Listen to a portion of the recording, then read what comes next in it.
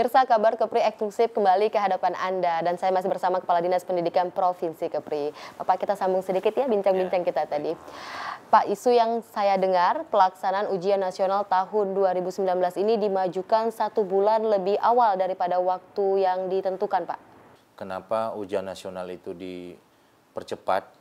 Ini berkaitan dengan insya Allah bulan April itu ada pemilu. Jadi agar tidak terjadi benturan antara penyelenggaraan ujian nasional dengan pemilu, jadi pemilu itu sendiri kan ada pemilihan presiden, wakil presiden, anggota DPR RI, DPD, DPRD provinsi dan DPRD kabupaten. Begitu besarnya event pesta demokrasi negara ini yang kalau tidak kita percepat ujian nasional maka akan berbenturan dengan pelaksanaan pemilu. Itu yang yang membuat ujian nasional dipercepat. Dengan tidak mengurangi arti percepatan itu, segala tahapan penyelenggaraan ujian nasional itu sudah dirancang dari awal. Dari tahun 2018 ini sudah dirancang. Nah, saya sampaikan kepada Siska dan seluruh pemirsa TV Kepri bahwa ujian nasional dipercepat 1 bulan, di mana akan dimulai dengan ujian SMK dulu. Jadi SMK itu kalau boleh saya sampaikan 25, 26, 27 dan 28 Maret 2019. Sedangkan SMA, MA itu 1, 2, 4 dan 8 April. 1, 2, 4 dan 8 April. 8 April. Sedangkan SMP MTS itu 22, 23, 24, 25 April.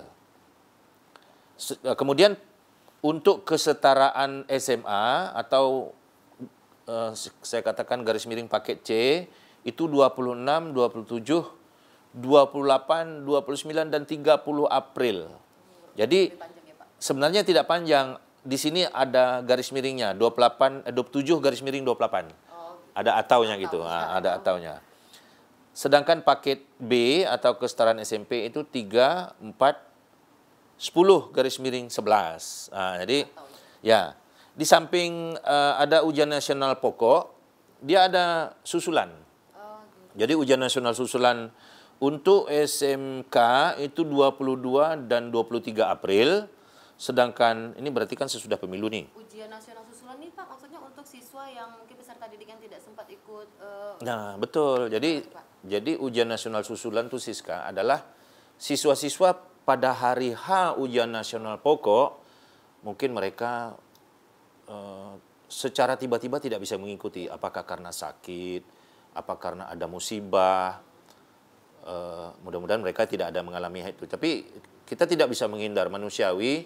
Mungkin di hari itu ada yang berhalangan untuk mengikuti ujian nasional. Maka peserta yang sudah terdaftar sebagai peserta ujian nasional tahun 2019, maka dibolehkan untuk mengikuti ujian susulan. SMK tadi saya sebutkan 22 dan 23 April, kemudian SMA 29 dan 30 April. Sedangkan paket C, maaf, jadi kalau SMA dengan SMP ini sama, 29 dan 30. Sedangkan paket C dan paket B itu 17, 18, 19, 20 Mei, bahkan panjang untuk susulan. Nah, susulan ini sebenarnya penting juga. Iya, sangat penting itu, Pak. Penting, karena susulan ini bisa diikuti oleh siswa yang berhalangan di hari pokok, kemudian diberi kesempatan untuk mengikuti ujian susulan. Tapi tidak disediakan lagi untuk susulan berikutnya. Nah, ini berarti kan penting. Jadi itulah kesempatan hanya 1 kali bagi mereka yang tidak bisa ikut di pokok, maka mereka ikut di susulan. Oke, baik Pak. Bicarakan ujian nasional. Untuk standar nilai ujian nasional tahun 2019 ini Pak, apa ikut mengikuti standar nasional atau mungkin per daerah mempunyai standar nasional sendiri Pak? Enggak, kita tidak punya. Jadi kita mengacu kepada standar nasional. Jadi standar nasional kelulusan itu kan tahun 2018 masih dipakai di tahun 2019 ada 5,50. 5,5 ya, 5,50 ya. Jadi 5,5 ini sebagai standar kelulusan nasional, kemudian untuk menentukan kelulusan itu sendiri, itu ditentukan oleh satuan pendidikan, namun tidak mengurangi arti mengacu kepada standar nasional. UN 40 ya, Pak? UN 40 WSBN 60. Jadi keputusan terakhir atau final itu tetap kelulusan seorang peserta didik itu ada di satuan pendidikan. Tetap ada di satuan pendidikannya masing-masing. Jadi gimana nih Pak, seandainya ada peserta didik yang mungkin dinyatakan UN-nya tidak lulus, tapi USBN-nya dinyatakan lulus, itu gimana hitungannya Pak? UN-nya tidak lulus, tidak lulus. USBN-nya dinyatakan lulus. Nanti kan ada kriteria sendiri yang menghitung tentang penjumlahan antara UN dan USBN. Makanya keputusan sekolah itu jauh lebih mutlak daripada hasil ujian nasional itu sendiri. Jadi paradigmanya kan sudah berubah. 2 tahun terakhir ini paradigmanya sudah berbasis satuan pendidikan menentukan kelulusan. Nanti ada di terakhir kenapa ini terjadi perubahan, nanti di terakhir statement kita saya pikir saya akan sampaikan itu.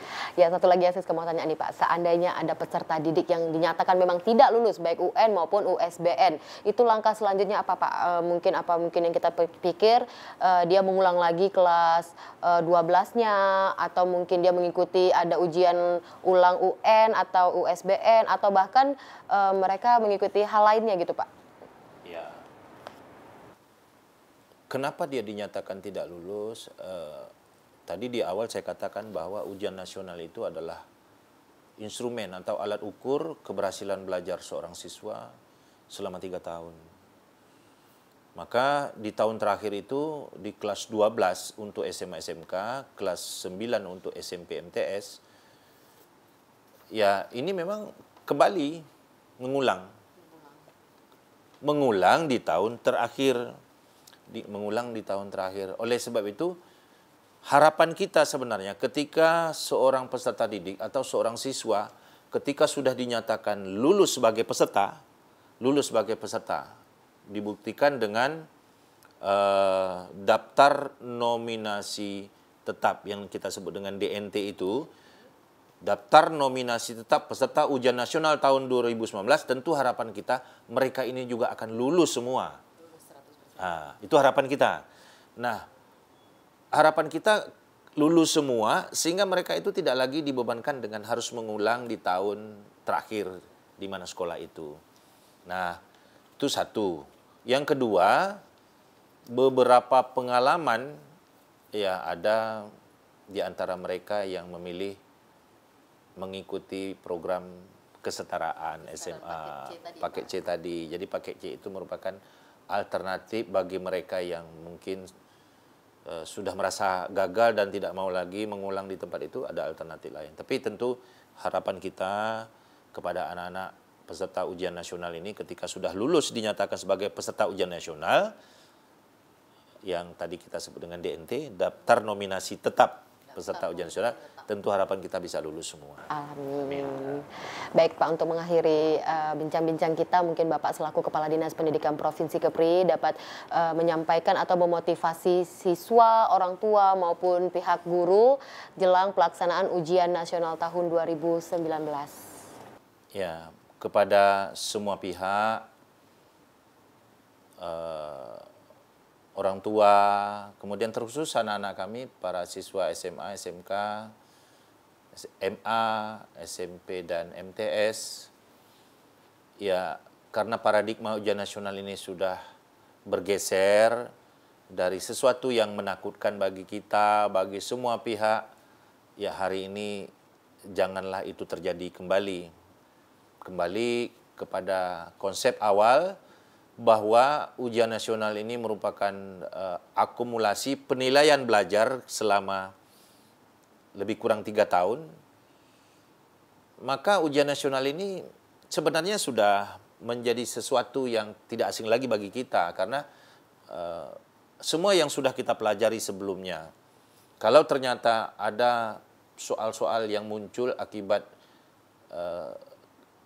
tidak dapat kita jawab, terus kita jangan melakukan persepsi mengatakan ini tidak pernah diajar, ini belum pernah kami temukan. Sebenarnya itu tidak akan terjadi.